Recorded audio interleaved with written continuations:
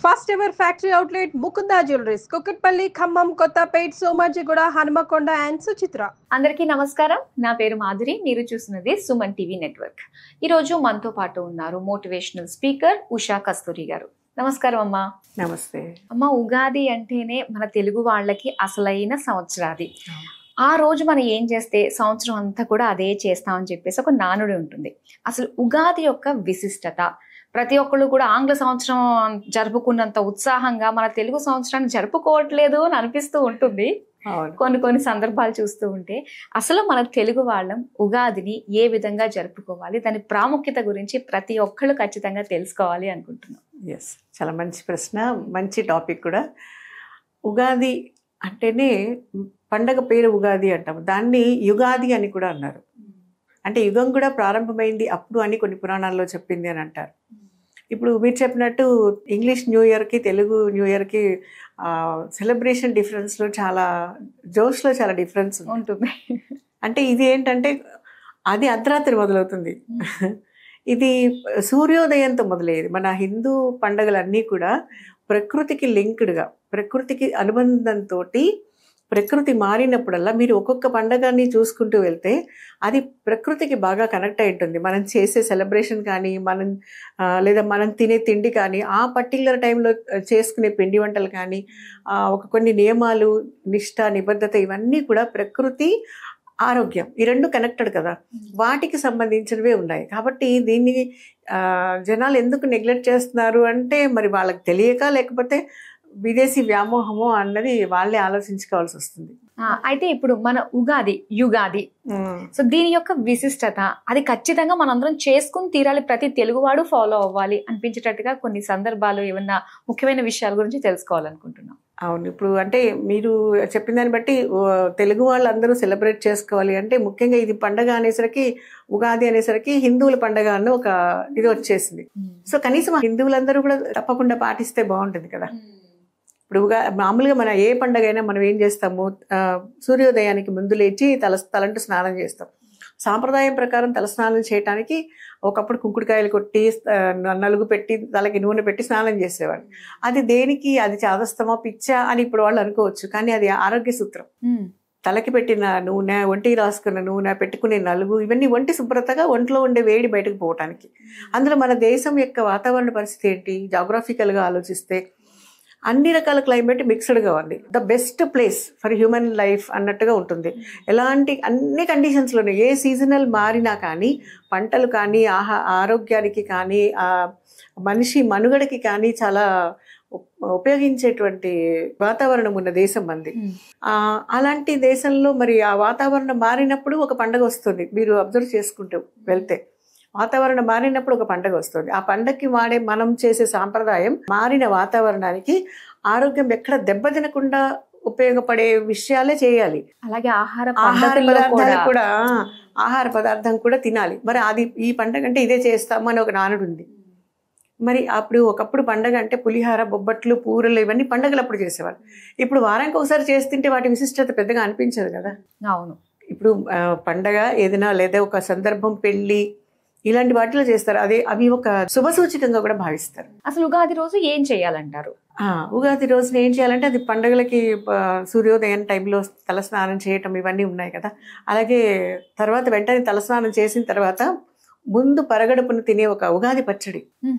First పరగడపుని తినాలి. అందులో ఏమి టీ, కాఫీ ఏం తాగకుండా ముందు తలస్నానం చేసి, అంటే పరగడపున అంటే పొద్దున్నే లేస్తే పరగడపు తినేయచ్చు.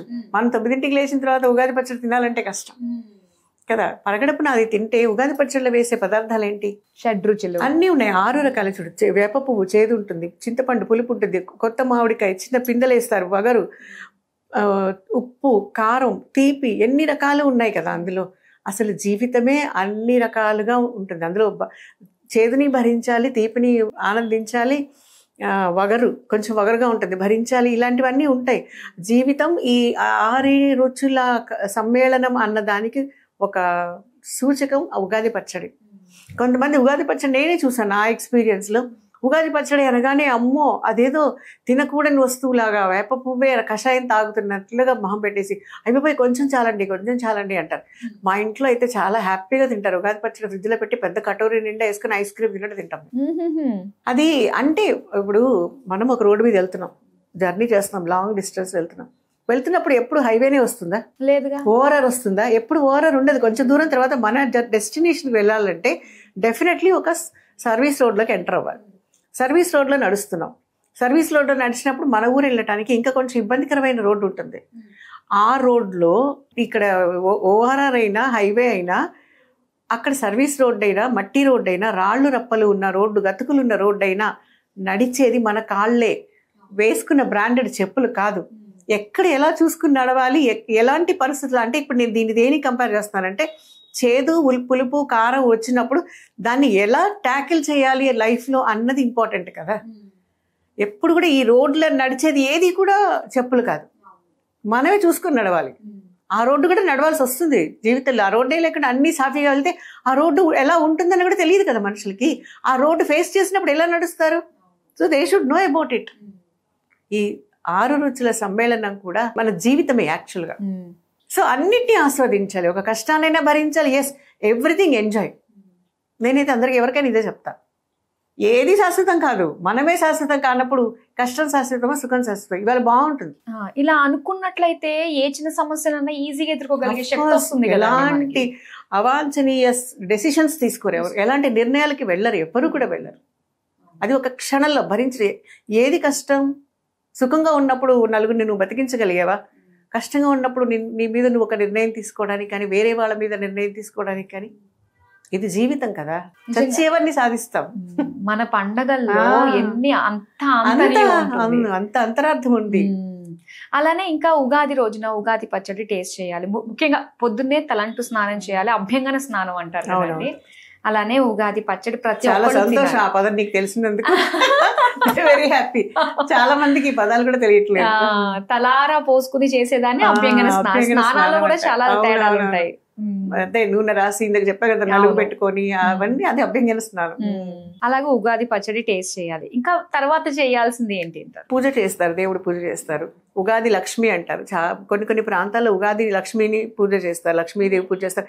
మన ఇష్టం, మన ఇష్ట దైవం, మన దేవుడు గుట్లో పెట్టుకున్న దేవుడు ఫోటోలు మనం భక్తితో, నేను చెప్పేది పూజ గురించి, భక్తితో శ్రద్ధగా సెల్ఫీలు తీసుకోవడానికి కాకుండా కాన్సన్ట్రేషన్ గా పూజ చేస్తే తప్పకుండా మనం అనుకున్నది జరుగుతుంది. ఇప్పుడు క్లాస్ లో కూర్చుని వేరే ఆలోచిస్తే పాఠం ఎలా అర్థం కాదు. దేవుడు ముందు కూర్చుని ఫోటోలు తీసుకుంటే దేవుడు ఎలా కరుణిస్తాడు? సో అయితే ఉగాది రోజు ఖచ్చితంగా మన జీవితం బాగుండాలి అని చెప్పేసి కోరుకుంటూ ఉగాది పచ్చడి టేస్ట్ చేసి ఆ రోజు పంచాంగ శ్రవణం కూడా చెయ్యాలి అంటారు. పంచాంగ శ్రవణం చేస్తున్నప్పుడు వినాలి. ఏది ఇప్పుడు ఎలా ఉంది, ఆదాయం ఎంత, వ్యయం ఎంత అని ముఖ్యంగా చూసుకుంటాం. కానీ జనరల్ చూసుకునేది ఇప్పుడు ఆదాయం వ్యయం పంచాంగంలో రాసిందితో పాటు మనం చేసే కష్టం, మనం బాధ్యతగా చేసే ఉద్యోగం మీద కూడా ఆధారపడి ఉంటుంది కదా. ఇప్పుడు మనం ఎంత ఊరికి ఆదాయం పంచాంగంలో రాశాడు కదా అని ఆదాయం వచ్చేది, పంచాంగంలో రాశాడు కదా అని ఖర్చు అవ్వదు. అది మన మనస్తత్వం మీద ఆధారపడి ఉంటుంది. సో కేవలం దాన్ని బ్లేమ్ చేయటం కూడా తప్పు. ఓకే అమ్మా, ఉగాది విశిష్టత గురించి, ఆ రోజు చేయవలసిన పనులు, తీసుకోవాల్సిన జాగ్రత్తల గురించి మా అందరికీ తెలియజేసినందుకు ధన్యవాదాలు. Thank you. నమస్తే.